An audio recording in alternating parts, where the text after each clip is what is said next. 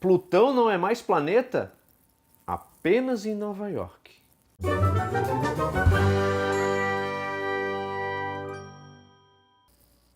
Há pouco mais de um mês, eu recebo essa pergunta pelo WhatsApp. A Clara precisava fazer um trabalho sobre astronomia e não sabia responder por que Plutão não era mais um planeta. Então, na época eu respondi, mas não fiz uma resposta muito boa. Então eu decidi ir atrás a respeito para fazer um vídeo bem legal para valer o joinha da Clara. Então, Clara, esse vídeo é para você. Vamos começar do básico. Plutão, o nono planeta, foi descoberto em 1930 por Clyde Tombaugh e batizado pouco tempo depois, num concurso, por Venetia Burney, de 11 anos de idade, que ganhou 5 libras de prêmio. Olha só que legal. Então, Plutão, o nono planeta do Sistema Solar, não era tão o último planeta, porque entre 7 de fevereiro de 1979 e 11 de fevereiro de 1999, ele entrou na órbita de Netuno.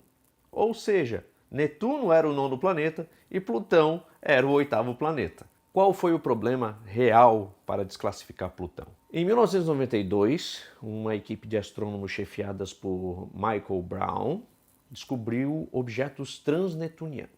Qualquer coisa que estivesse orbitando após a órbita de Netuno foi classificado como um objeto transnetuniano. Perfeito? Você tem corpos lá que, a princípio, imagina-se que é dali que vêm os cometas, pelas órbitas que eles fazem. Então, além da órbita de Netuno, objetos estavam orbitando o Sol. Mas eram planetas? Esse é o problema. Começaram a publicar artigos e tudo mais, e aí o Hayden Planetarium, o planetário Hayden de Nova York, chefiado, dirigido pelo então astrônomo, talvez desconhecido, não sei, Neil deGrasse Tyson, reclassificou a posição de Plutão. Por quê? Simples. Ciência é uma construção. Novas descobertas implicam em novas verdades. O que aconteceu foi que, ao entender que esses objetos, além de Plutão, eram objetos que estavam orbitando o Sol e que faziam parte de um mesmo conjunto, o Neil deGrasse Tyson pensou, então Plutão tem que ser considerado não um planeta. Então vou botar ele numa posição que não está na classificação de planeta. Que pasmem, a classificação de planeta original que nós temos é a dos gregos. A palavra planeta não vem da ideia de ser uma coisa plana, ok? Entendeu?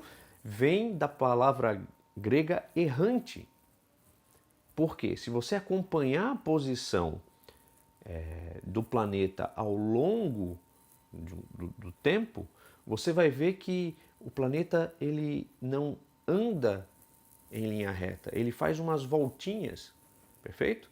Ele fica oscilando no céu, ele erra, ele vaga no céu.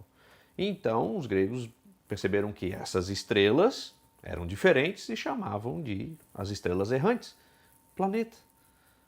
Entendeu? Não é... E é redondo, não é plano. Então não precisa chamar de redondeta, ok? Perfeito, vamos voltar à nossa classificação. Aí o Neil deGrasse Tyson tirou Plutão da parte dos planetas e colocou na parte de objetos transnetunianos. Até aí, tudo bem, mais um dia comum na vida de um cientista. Só que aí, o The New York Times descobriu isso e caiu em cima do Neil deGrasse Tyson. Eles publicaram num jornal no dia 22 de janeiro de 2001 a seguinte manchete: Plutão não é mais planeta? Apenas em Nova York. Parece que isso causou um burburinho enorme, E a imprensa mundial acabou criando um celeuma extraordinário, que só foi resolvido em 2006, 5 anos depois, pela União Astronômica Internacional, que teve que fazer uma votação para definir o que seria um planeta. Então veja, até então nós só tínhamos a definição dos gregos. As coisas que erravam no céu vistas a partir da Terra eram os planetas. É louco isso. Mas enfim, o que é que eles decidiram? Eles decidiram o seguinte, que para considerar ser um planeta, você precisaria orbitar o Sol, Plutão faz isso, ser redondo, ou ter uma forma arredondada, Plutão é arredondado. E terceiro, limpar o caminho da sua órbita. O que eles queriam dizer com isso? Se você pegar a órbita da Terra, o caminho pelo qual a Terra percorre no céu, você tem a Terra como o planeta e a Lua orbitando a Terra e não tem mais nada no caminho. Não existe outro corpo celeste na órbita da Terra, mesmo que ele esteja com 180 graus, né, na órbita. Não existe esse outro corpo. Por quê? Durante a formação do Sistema Solar, a Terra tinha tamanho suficiente para puxar esses corpos para ou fazerem parte da Terra ou arremessar eles através dos empurrões gravitacionais. Tá? Papo para outro vídeo. Mas enfim, o caminho da Terra é livre. Perfeito? Em Plutão, não é assim que acontece. Você tem outros corpos dentro da órbita de Plutão, que são os objetos transnetunianos. Mas não podia ter deixado Plutão, coitadinho. O problema é o seguinte, se não desclassificasse Plutão, você teria que incluir outros corpos. Tá? Um deles é o planeta Ceres, que é um asteroide. Entre Marte e Júpiter, você tem um cinturão de asteroides e lá tem um corpo bem grande, que é redondo, orbita o Sol. Mas não tem a órbita limpa, ele está no meio do cinturão de asteroides. Além de Netuno, existe um outro cinturão de asteroides, chamado o cinturão de Kuiper. Então você tem aí um problema. Ou você rebaixa Plutão para uma classificação de planeta anão, porque ele preenche pelo menos 2 requisitos dos 3 para ser um planeta, ou então você acrescenta mais 43 objetos que na época poderiam ser classificados. Hoje a lista está em mais de 2.000 objetos transnetunianos que são redondos e orbitam o Sol, mas não preenchem o terceiro requisito, que é ter o caminho de sua órbita livre, ou seja, ser o corpo dominante nessa sua órbita. Então, você vê, eles tinham uma escolha um tanto quanto fácil de resolver. Porque ou eles incluiriam agora mais de 2.000 planetas ao redor do Sol, ou então rebaixavam Plutão e transformava ele numa outra categoria de planeta. Sim, Plutão não deixou de existir, Plutão não deixou de orbitar o Sol, ele simplesmente não é considerado planeta, porque a União Astronômica Internacional viu que os trabalhos do Michael Brown precisavam criar uma nova classificação de planeta. E outra coisa, Plutão está tão longe, que a sonda New Horizons ela foi lançada no dia 19 de janeiro de 2006 e chegou em Plutão em 14 de julho de 2015. As primeiras fotos de alta qualidade de Plutão são de 3 anos.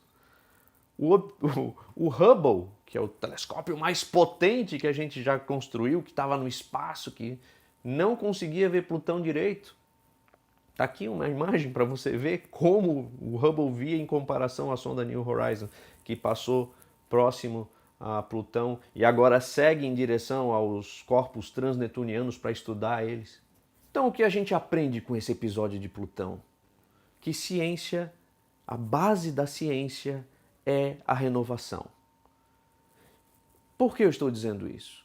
Se olharmos para a composição de Plutão hoje, e os astrônomos concordam que se Plutão estivesse em direção ao Sol, ele ia se comportar como um cometa, ele ia criar uma cauda, porque a composição dele é a mesma de um cometa. Então veja, de planeta, ele passa agora a ser um objeto que se assemelha mais a um cometa do que a um planeta. E isso acontece em ciência o tempo todo. Você não pode talhar em pedra o que você aprende em ciência. Ah, mas então para que estudar? Porque ciência é uma construção contínua. Você tem que entender que não existem verdades absolutas em ciência. Não existem modelos absolutos. O que você tem é aquilo que se assemelha mais perto da realidade com o que a gente está observando hoje. Se amanhã descobrirmos coisas que entram em choque com a nossa ideia, a gente tem que abandonar essas ideias e criar ideias novas. Inclusive, eu já fiz um vídeo sobre isso, é quase que a introdução desse canal. É o primeiro vídeo, pode assistir lá, tá?